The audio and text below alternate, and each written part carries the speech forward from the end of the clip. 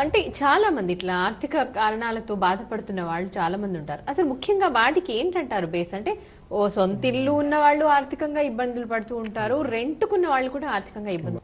ఇప్పుడు ఉన్న సొసైటీలో ప్రధానంగా ఆర్థిక సమస్య బాగా ఇబ్బంది పెడుతుందమ్మా. అవును. ఎవరి స్థాయిలో వాళ్ళకి ఇబ్బంది పెడుతుంది. ఆర్థిక సమస్యలను అధిగమించడానికి ఎన్నో కారణాలు ఉంటాయి. ప్లస్ దానికి మన వంతు మనం కూడా చేసుకోవాల్సినవి కొన్ని ఉంటాయమ్మా. అంటే ఆర్థిక సమస్యలు రావడానికి కూడా ఎన్నో కారణాలు ఉంటాయమ్మా. పరిష్కరించుకోవడానికి కూడా ఎన్నో కారణాలు ఉంటాయి. అంటే మార్గాలు కూడా ఎన్నో ఉంటాయి. కానీ ఆర్థిక సమస్య మా దాదాపు 100 మందిలో 80 మందికి ఇబ్బంది పెడుతుందమ్మా. 100 మందిలో 20 మందికి. అంటే సహజమైన ఆర్థిక సమస్యలు వేరు, జటిలమైన ఆర్థిక సమస్యలు వేరు.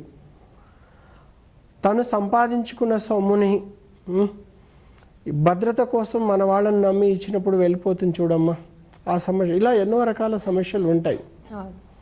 కానీ ఇప్పుడు మనం ఒక 10 ఏళ్ళు 20 ఏళ్ళు 20 సంవత్సరాలు కష్టపడి ఒక 2 కోట్ల రూపాయలు పక్కకు వేసుకున్నాం అనుకోండి.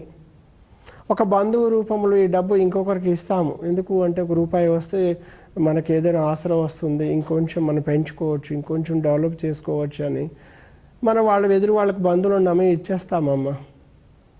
మరి ఇచ్చిన డబ్బు అటే పోతుంది, మళ్ళీ ఇంటికి రాదు. మరి మన పరిస్థితి ఏంటిది? 20 సంవత్సరాలు కష్టపడ్డ శ్రమ మొత్తం పోయినట్టే కదా తల్లి. అంతే కదా. నేను అంటాను, కుబేరుని అష్టదిక్కుల్లో ఉత్తర దిక్కుకి అధిపతి ఎవరంటే కుబేరుడమ్మా. ఆయన అనుగ్రహము అందరి మీద ఉండాలమ్మా. చిన్న పేద అనే తారిత్ర్యం లేకుండా ప్రతి ఒక్కరి మీద ఆయన అనుగ్రహం ఉండాలి. ఆయన అనుగ్రహం ఉన్నప్పుడే మన డబ్బు మనకు ఉంటుంది. ఆయన అనుగ్రహం లేనప్పుడే మన డబ్బు పరాయి హస్తం అవుతుంది, పరాయి పాలన అయిపోతుంది. అందుకనే ఇలా ఆర్థికంగా బాధపడే ఎంతో మందికి కూడా నేను బాగా అప్పులతో బాధపడే వాళ్ళకి రుణ విమోచన అంటే కుబేర రుణ విమోచన అష్టదిగ్బంధన అనే కార్యం చేసి ఎంతో మందికి మంచి ఫలితాలు ఇవ్వడం జరిగింది. అదేవిధంగా మన డబ్బుని ఇప్పుడు ఉన్నది మనం బాగానే ఉన్నాము. రాబోయే రోజుల్లో మన డబ్బు కానీ మన ధనం కానీ మన ఆస్తిపాస్తులు అన్యాక్రాంతం కాకుండా మనది మనం కాపాడుకొని రాబోయే రోజుల్లో మనం ఒక గొప్పగా జీవించాలి అనుకుంటే ముందు ఆ కుబేరుడు అనుగ్రహం కూడా మనకు కావాలి.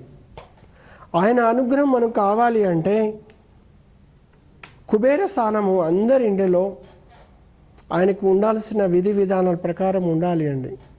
అలా లేనప్పుడు వచ్చే కష్టాలు ఏంటిదంటే ఆర్థికపరమైన కష్టాలు వస్తుంటాయి. నేను ఈ మధ్య కాలంలో మన జంట నగరంలో కానీ హైదరాబాద్ పట్టణంతో పాటు వైజాగ్ లాంటి పట్టణాలు, చెన్నై లాంటి పట్టణాలు ఎక్కడ చూసినా కూడా కుబేర స్థానంలో వాష్రూమ్స్ కట్టేస్తున్నారు, బాత్రూమ్స్ కట్టేస్తున్నారమ్మా. అలా కట్టుకున్నప్పుడు కూడా వాళ్ళకు దారిద్ర్యం వచ్చి అనారోగ్య సమస్యలు వచ్చేస్తున్నాయి, ఆర్థికపరమైన సమస్యలు వస్తున్నాయి. ఎందుకంటే నా ప్రాక్టికల్ లైఫ్లో కొన్ని 100,000 ఇండ్లు నేను చూస్తూ ఉన్నాను. కట్టేసిన తర్వాత ఎందుకంటే ఆ డిజైన్ ఒకరి కోసం కట్టారు, ఒక 40 అంతస్తులు ఉంటుందమ్మా. కానీ సౌకర్యవంతంగా కోసం అక్కడ వాళ్ళు కట్టేస్తారు ఇంజనీర్స్. కానీ అంటే ఎలా ఉంటుందంటే చిన్న ఇల్లును కూడా పెద్దగా చూపించే విధంగా డిజైన్ చేస్తుంటారు, కానీ వాస్తుని పట్టించుకోరు. వాస్తు లేకపోవడం వలన మనకు మంచి మంచి ఉద్యోగాలు ఉంటాయి, కానీ వాస్తు లేని ప్లాట్స్లో నివసించడం వలన పేరు ప్రతిష్టలు పోవడం జరుగుతుంది. ఉద్యోగాలు ఎన్నో మార్పులు వస్తున్నాయి, ఎన్నో కష్టాలు అనుభవిస్తున్నాం.